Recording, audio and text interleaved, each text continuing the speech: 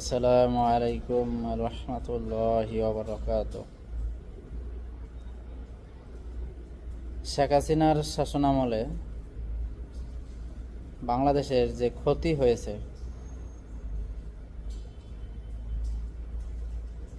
অন্যান্য ক্ষতিবাদ, শুধু অর্থনৈতিক যে ক্ষতি,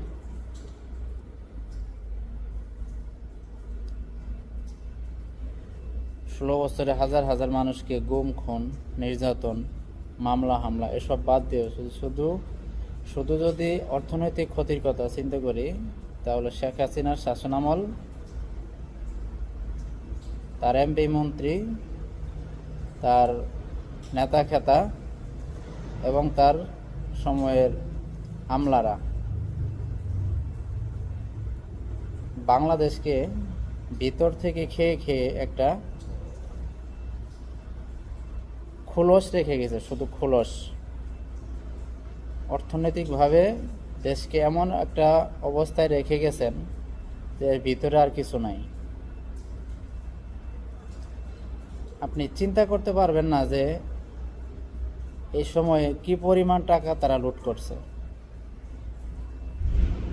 সাম্প্রতিক ফিনান্সিয়াল টাইমস নামের একটা বিদেশি ইনভেস্টিগেশন টিম, তারা তদন্তের মাধ্যমে বের করছেন যে শেখ হাসিনার শাসনামলে $234 বিলিয়ন US ডলার বাংলাদেশ থেকে লুট করা হয়েছে। এই US ডলারকে যদি আপনি বাংলায় কনভার্ট করেন, টাকায় কনভার্ট করেন, তাহলে এর পরিমাণ দাঁড়ায় 25 ট্রিলিয়ন, প্রায় 26 ট্রিলিয়ন টাকা। আপনি হয়তো চিন্তাও করতে পারতেছেন না যে 26 ট্রিলিয়ন টাকা বলতে আসলে কত টাকা বোঝায়। আমি আপনাকে একটু বোঝাই বলি অন্যভাবে উদাহরণ দিয়ে।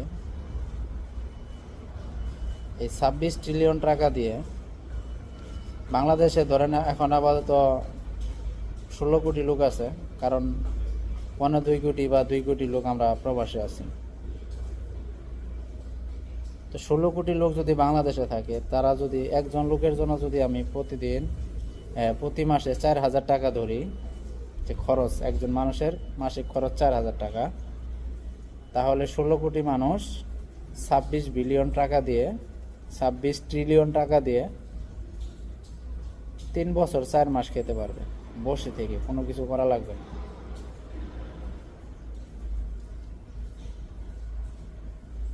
চিন্তা করতে পারছেন কি পরিমাণ টাকা তারা বাংলাদেশ থেকে লুট করছে।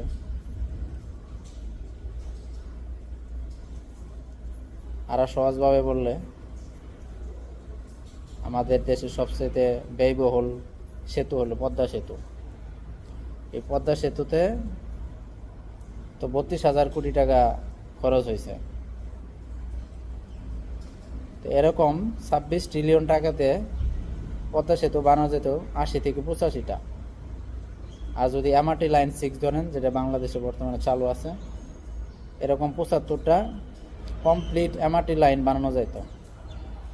বাংলাদেশে কয়টা এমআরটি লাইন লাগবে? বাংলাদেশে কয়টা পদ্মা সেতু লাগবে? বাংলাদেশে পদ্মা সেতুর মতো সেতু 5-6টা সেতু বানাইলে এনাফ, আর এমআরটি লাইন এরকম 5-6টা বানাইলে এনাফ।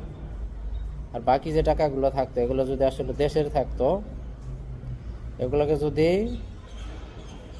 দেশের স্বার্থে ব্যবহার করা হতো এই টাকাগুলো, তাহলে বাংলাদেশ আজ কোন পর্যায়ে থাকতো?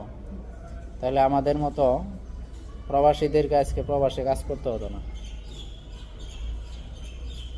বাংলাদেশ আজ সিঙ্গাপুরের মতো উন্নত থাকতো, ইউরোপের মতো উন্নত থাকতো। এবং সিঙ্গাপুরের লোক বা ইউরোপের লোক আমাদের বাংলাদেশে গিয়ে কাজ করত, যদি এই টাকাগুলোকে প্রপার ওয়েতে ব্যবহার হতো বাংলাদেশে। যদি এরকম আমরা দুর্নীতিগ্রস্ত নেতা খেতা আমাদের দেশে না থাকতো, এরকম করাপ্টেড দুর্নীতিগ্রস্ত লোকগুলোর দ্বারা আমাদের বাংলাদেশের আজকে এই অবস্থা।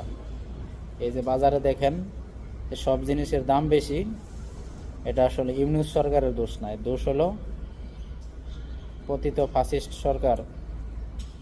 সরকার শেখ হাসিনার এবং তার আমলা এবং তার নেতা খাতা। তারা আজকে দেশকে এই পর্যায়ে রেখে গেছে। সাম্প্রতিক আরেকটা নিউজ পেলাম, সেটা হলো এই শেখ হাসিনা গত 24-এর যে জাতীয় নির্বাচন, তার আগে গোপনে 4,000 কোটি টাকা ছাপাইছে এবং নির্বাচনের সময় সে বিলি করছে, প্রশাসনকে দিছে, তার নেতা খেতাদের দিছে তার পক্ষে কাজ করার জন্য 4,000 কোটি টাকা। এইভাবেই বাংলাদেশটিকে অর্থনৈতিকভাবে একেবারে পঙ্গু করে দিয়ে গেছে এই পতিত ফ্যাসিস্ট হাসিনা সরকার। আমরা বারবার এইভাবেই প্রতারিত হব, বঞ্চিত হব, শোষিত হব। আমাদের ভাগ্যের আর কোনো পরিবর্তন হবে না। এরপরও যে সরকার আসবে, ধরেই নেওয়া যায় যে কোন সরকার আসবে, তারাও সেম এরকমই হবে। আমরা এরকম বিদেশ থেকে রেমিটেন্স পাঠাবো, গার্মেন্টসের হাজার হাজার লাখ লাখ কর্মীরা তারা এরকম রাত দিন পানি করে সকাল 8টা থেকে রাতের 10টা-12টা পর্যন্ত ডিউটি করে যে রেমিটেন্স দেশে আনবে, সেই রেমিটেন্স যাবে এরকম আমাদের দেশের নেতা খেতাদের পকেটে, আমলাদের পকেটে। আমাদের মতো সাধারণ মানুষের, প্রবাসীদের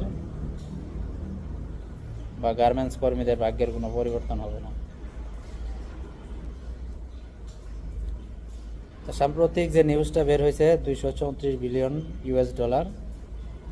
এটা নিয়ে আসলে আমাদের সবারই সোচ্চার হওয়া উচিত, আমাদের প্রতিবাদ জারি করা উচিত এবং কিভাবে টাকাগুলো দেশে ফেরানো যায় এই বিষয়ে যেন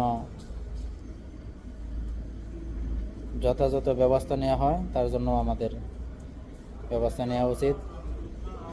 আমাদেরকেও রাজনৈতিকভাবে সচেতন হওয়া উচিত।